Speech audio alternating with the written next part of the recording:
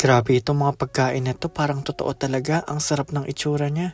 Mga sample food to ng restaurant. Nakita namin to sa second hand shop sa Japan. Totoong mahal ang mga bilihin sa Japan, pero kung madiskarte ka ay pupunta ka sa second hand shop kagaya nito. Ang tawag dito ay hard off. Dito nagbabayan sila mga tao kaya nakakabili ka talaga ng mga murang item. Pero syempre, random at swertihan lang dahil hindi naman natin alam kung sino yung magbebenta ngayong araw. Siguro sa atin para itong ukay-ukay pero hindi lang damit ang tinda. Lahat ng mga pinaglumaan at mga hindi na ginagamit ng mga tao, binibenta nila dito. Halimbawa, magtatayo ka ng restaurant, magandang bilhin ito mga to at gawin na menu. Kung magpapagawa ka niya ng customized, ang mahal niyan.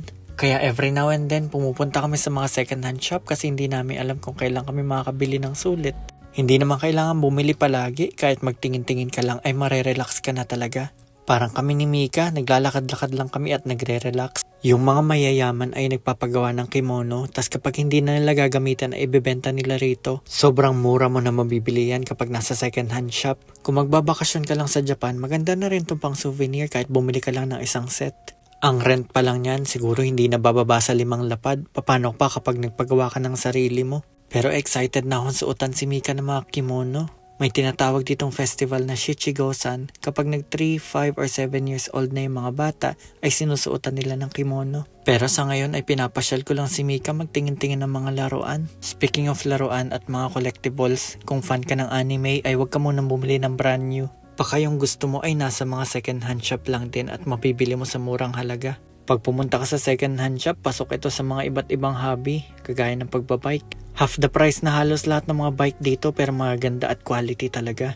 Nagpatuloy lang kami maglakad-lakad ni Mika at mag-explore dito sa second hand shop hanggang nakarating kami dito sa mga junk.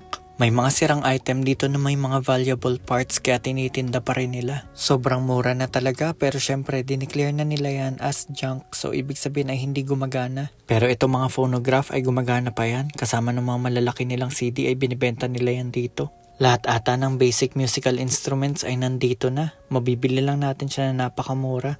Maraming gitara at piano rito, pati mga electronic drums ay meron na rin. Naalala ko sa Pilipinas, kapag bibili ka ng musical instrument, kailangan brand new, tapos sobrang mahal niya talaga.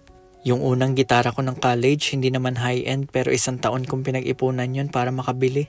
Ay, ang sarap balikan ng nakaraan, yung aalalahanin mo lang yung mga memories mo. Pero ngayon, pabalik na rin kami ng bahay at nag-dinner na. Nagpasiklab na naman ang lolo ni Mika sa kanyang cooking skills. Adobo nga pala. Siguro naisip nyo simple lang pero kapag sa Japan nyo kinain yan, iba ang tama. Noong nagluto ang misis ko ng adobo dati, pinakain ko sa mga coworkers ko. Sarap na sarap talaga sila. Totoo naman kasi na wala talagang palag ang Japanese food sa mga pagkain nating mga Pinoy. Ang sasarap kasi. Pero hinay-hinay lang tayo sa pagkain ng Pinoy food kasi hindi talaga siya ganun ka-healthy. Kaya lang ang sarap no? Mapapakanin ka talaga. Pero ito ang hindi masarap, pasintabi sa mga kumakain. Nagpabasa ako ng isang news about sa India. 8 years na siyang nangangamuhan sa isang family. Naglilinis, nag-aalaga at syempre nagluluto. Pero dun sa 8 years na yon, at some point napansin ng amo niya na para silang nagkakasakit. Kaya nag-install siya ng CCTV sa bahay. Sobrang bothered yung amo niya kasi hindi nila malaman bakit parang ang sama ng pakiramdam nila. Hindi nila sinabi dun sa katulong na nag-install sila ng CCTV. One day, nung pag-check nila ng CCTV, nakita nila yung maid na iniihian yung luto niya.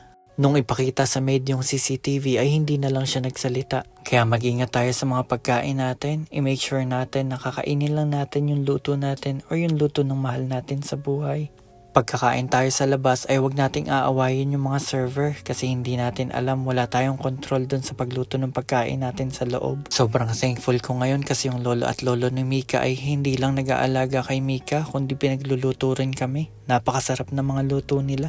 Ang sarap lang mag-look back kasi dati nung college ako, panay ang kain ko ng pansit canton, energy drink, delata, mga unhealthy. Pero ngayon ay pinagluluto na kami. Napakabait talaga ng mga lolo at lola ni Mika. At syempre ngayong araw ay natira natin halos lahat except sa pagigitara. Hindi na ako nagigitara siguro 2 or 3 weeks na. Mukhang ang na-develop kong habit sa pagigitara ay hindi maggitara. Hindi maganda yun pero sana ay mabago ko. Itatry ko bukas. Shout out sa lahat na nag-grind. Kaya natin to. Yan lang. Bye!